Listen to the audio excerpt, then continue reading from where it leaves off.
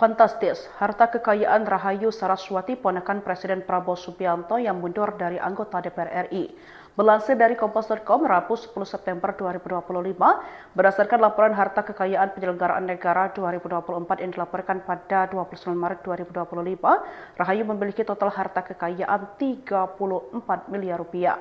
Apa dampak pergantian Menteri Keuangan di sektor finansial? Artikel Kompas.com, aset terbesar Rahayu datang dari tanah dan bangunan dengan nilai keseluruhan yakni 20 miliar rupiah. Dia tercatat memiliki 11 bidang tanah dan bangunan yang tersebar di beberapa lokasi seperti Bogor, Jakarta Timur, Jakarta Pusat, Bandung, Kebumen, Bekasi, dan Wonogiri. Rahayu juga memiliki aset berupa alat transportasi dan mesin dengan nilai keseluruhan 4,8 miliar rupiah. Dalam data LHKPN, dia memiliki 4 unit mobil, yaitu Toyota minibus, Toyota Alphard minibus, Toyota Land Cruiser Jeep, dan Toyota Fortuner Jeep. Selain itu, Rahayu juga memiliki harta bergerak lainnya senilai 619 juta rupiah. Surat berharga senilai 4,2 miliar rupiah, kas dan setara kas 8,1 miliar rupiah. Namun dia memiliki uang sebesar 3 miliar rupiah, dengan demikian total kekayaan Rahayu mencapai 34 miliar rupiah. Politikus Partai Gerindra, Rahayu Saraswati Joyo Hadikusumo atau Sara, resmi mengundurkan diri dari jabatannya sebagai anggota DPR periode 2024-2029. Keponakan Presiden Prabowo Subianto itu menyampaikan pengunduran dirinya melalui unggahan di akun Instagram pribadinya, Rabu 10 September 2025.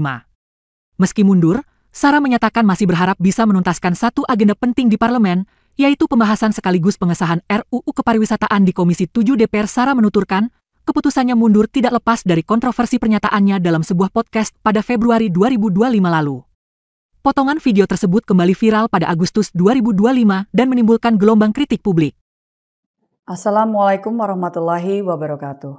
Shalom, Om Swastiastu, Sukihotu, salam sejahtera bagi kita semua. Saya Rahayu Saraswati Joyo Hadikusumo, anggota DPR RI dari fraksi Partai Gerindra yang terpilih dari daerah pemilihan Jakarta Barat, Jakarta Utara, dan Kepulauan Seribu. Izinkan saya melalui video ini untuk menyampaikan beberapa hal. Yang pertama, mulai dari kira-kira 2 minggu sebelum 17 Agustus, ada pernyataan saya dari sebuah podcast yang ditayangkan di YouTube pada tanggal 28 Februari 2025 atau 6 bulan yang lalu, yang dijadikan bahan untuk menyakiti hati rakyat. Podcast itu adalah on the record di Antara TV Indonesia dan berjudul Rahayu Saraswati Kupas Isu Perempuan hingga Kolaborasi Ekonomi Kreatif. Saya berbicara dengan pembawa acara selama 42 menit lebih tentang berbagai isu. Bagi masyarakat yang ingin mengetahui apa saja yang saya sampaikan secara menyeluruh, silahkan menonton agar mendapatkan konteks dari apa yang saya sampaikan. Pernyataan saya diambil dari menit ke-25, 37 detik sampai menit ke-27, 40 detik. Cukup panjang sebenarnya. 2 menit lebih yang dijadikan beberapa kalimat oleh pihak-pihak yang ingin menyulutkan api amarah masyarakat.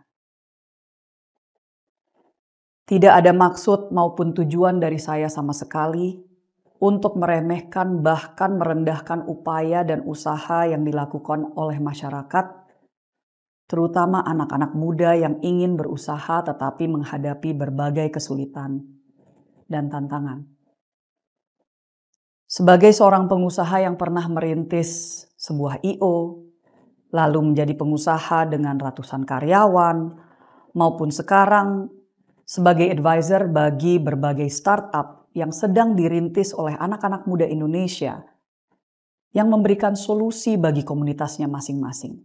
Saya paham betul bahwa memulai usaha tidaklah mudah. Namun, saya menyadari bahwa saya memiliki privilege yang sangat besar dan keluarga termasuk suami yang mendukung saya berusaha.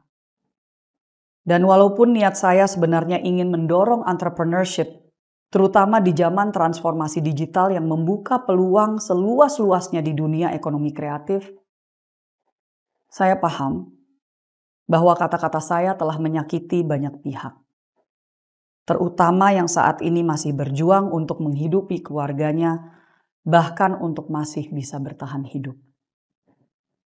Kesalahan sepenuhnya ada di saya. Oleh sebab itu, melalui pesan ini, saya ucapkan permohonan maaf yang sebesar-besarnya atas ucapan dan kesalahan saya.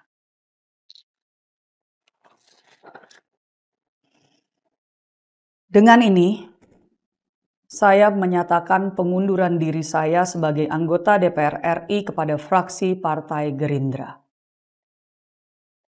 Saya berharap masih dapat diberikan kesempatan untuk menyelesaikan satu tugas terakhir, yaitu pembahasan dan pengesahan RUU Kepariwisataan yang merupakan produk legislasi kami di Komisi 7.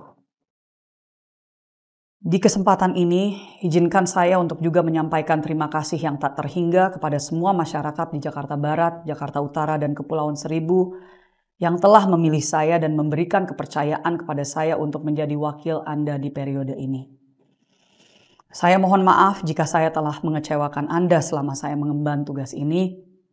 Dengan sisa dana yang masih ada di rekening khusus untuk dapil, saya akan terus memberikan bantuan alat kesehatan, pelatihan-pelatihan kewirausahaan, dan sebisanya mendukung pemberdayaan anak-anak muda di dapil saya sampai dana tersebut habis.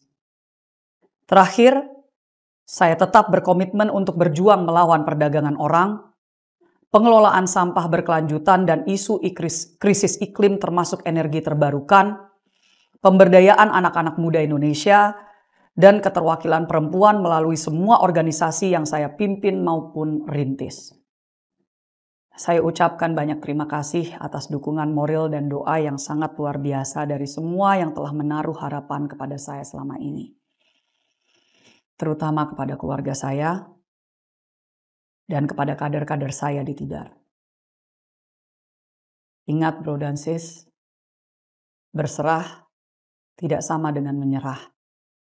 Dan perjuangan untuk Indonesia yang lebih baik tidak harus dari kursi di DPR. Kita adalah pejuang politik. Selama ada ketidakadilan, selama ada rakyat yang belum bisa bersenyum, kita masih harus berjuang tiada akhir.